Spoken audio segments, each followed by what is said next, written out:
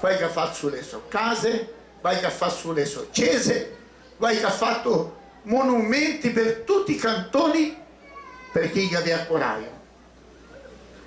E italiani ben differenti che gli alemani, italiani che fanno la sua vita in comunità intorno alla chiesa, alla cappella. E fin qui che abbiamo qua, il nostro centro è la cappella, la chiesa.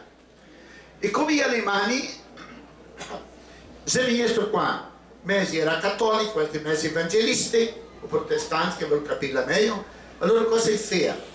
La chiesa non poteva essere il centro della sua comunità, allora il centro della sua comunità era la scuola, allora là fa cada uno la sua chiesa qua e la via, e intorno alla scuola fa la vita della comunità.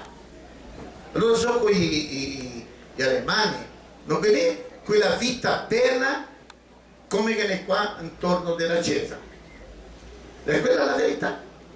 Allora là che saloni, che il bolon, che il giugo, che questo e che quell'altro, e la sua comunità cattolica o protestante è la ultima, e qua per noi è la prima. La sapeva questa? No, non sapeva. E lui dice